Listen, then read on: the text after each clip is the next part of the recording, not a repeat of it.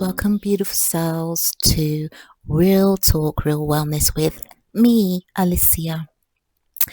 Now, if you listen to my last episode, which would have been the introductory episode, I said that I was going to do the first episode on spring and all that spring brings: renewal, detoxing, cleansing, and just creating space for new things to come through and grow. Okay, I wanted to do that, but I think that I maybe should do all the seasons together. And I think, because I think that deserves its own little moment. Okay, so I'm going to put the seasons on the back burner, the seasons and how they can positively impact our holistic health if we really tap into the energies of that particular season. Maybe talk a little bit about TCM, traditional Chinese medicine, and what the seasons look like there and how they sort of align with us as human beings too. So that really deserves its own time and space. I'm not just going to do one season per episode. Let's just get in there and pull all of the seasons apart and really get deep on that. But instead, today, this episode, I'm going to talk about intense transformation. And that's something that I'm actually doing, which is why I want to talk about it. I have stepped away from my schedule for 2 weeks, and I'm going to give myself what I need. And that's intense work on certain areas of my life. Now, I've chosen 3 areas of my life that I'm going to focus on. And this is not me neglecting other areas of my life, of course not. It just means that I give these 3 areas what it needs. I give it my focus, I give it my clarity, I give it my intention, and I do it unapologetically, okay? Because that's what I need in my life. I need these 3 areas to blossom, grow, or deepen, or be completed. So this intense transformational work is something that I do every so often. And I'm inviting you to jump on board. And in this episode, I'm just going to sort of break down how you can go about doing this if you choose to. Now, the length of time that you give to this intense work, the intense transformation, is entirely up to you. Obviously, you assess what needs to be done and you give it the appropriate time that you think you'll need in order to complete it or start it or whatever. Now, there's 3 different ways in which you can sort of do this. You can work towards a goal. Example, maybe trying to lose weight, finishing a writing project, or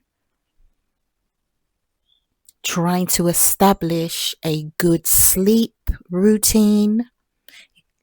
It doesn't have to be something big and bold and dramatic, even though a good sleep routine will have big, bold effects on your health.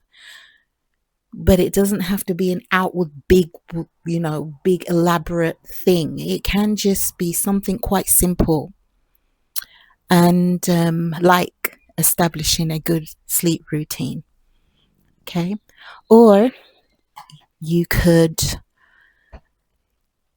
give something that you have already started more of your attention.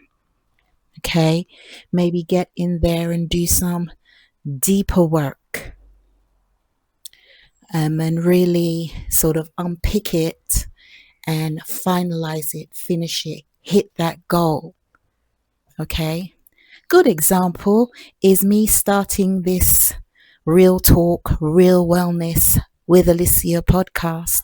It was there in mind for so long, writing things down, you know, topics to discuss, sort of asking friends, what do you want to, what would you like to see on a wellness podcast for women, and things like that, but I'd sort of started in terms of the planning processes, but I wasn't doing it. And it was, there hovering around in the mental plane for for about 2 years. But now we're here. Okay. I'm here now and I'm turning up. And I'll talk about that more because that came with a whole bunch of doubt in self, judging self, not thinking that you can do this. But you know what? I'm here and I'm showing up how I'm showing up. And the next way you can probably start do this intense work is in a project. To give you an example, maybe starting a project to declutter your home.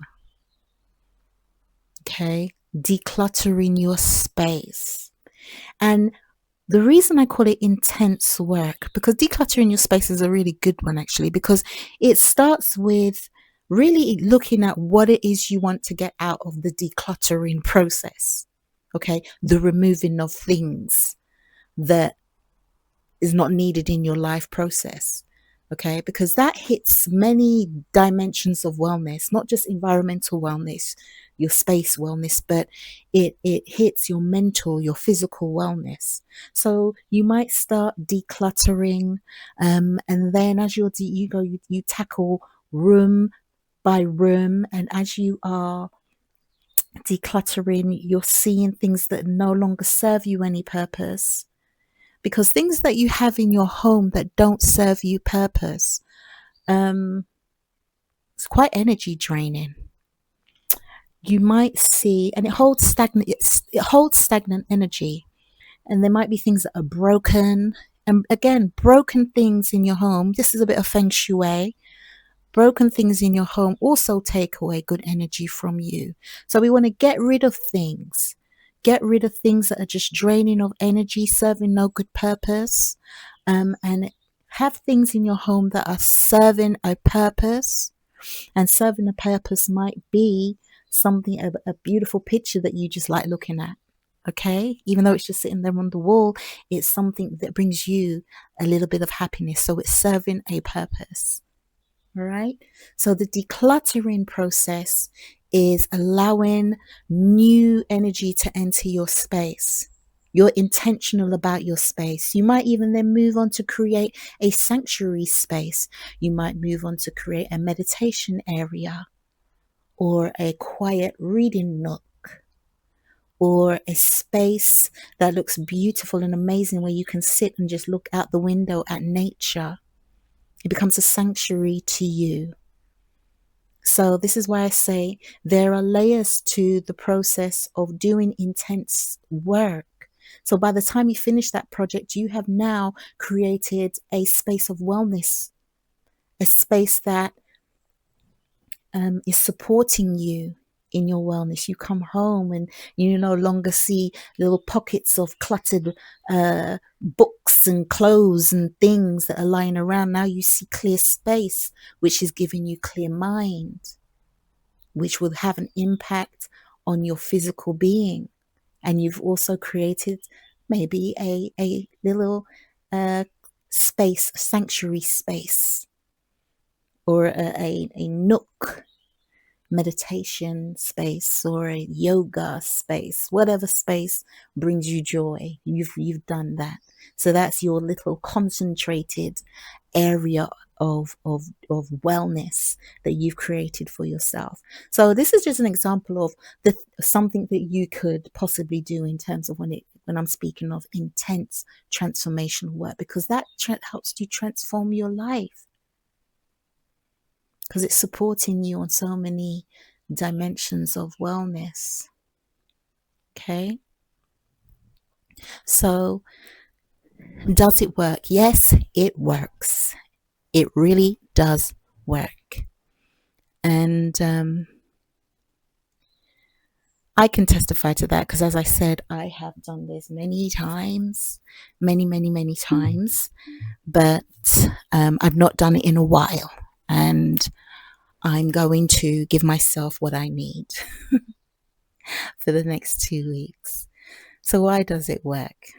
When you give one area of your life, or 2 or 3, deep focus, it responds.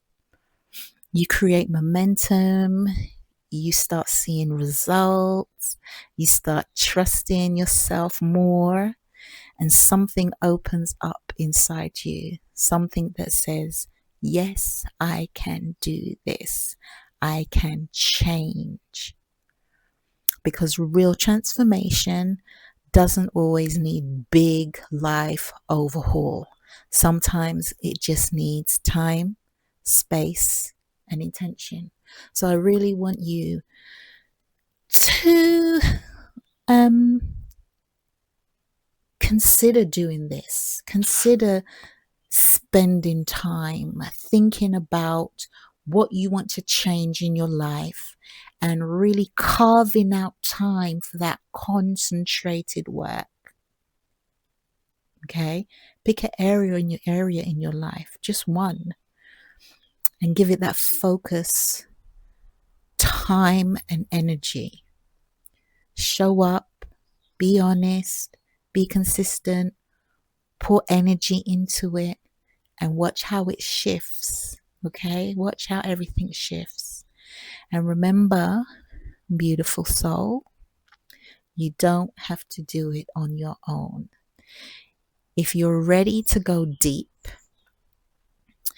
and you want professional support, whether that's around wellness, transformation, emotional clarity, or creating an aligned change, I invite you to reach out to me. You can contact me via my website, which is in the description of this episode.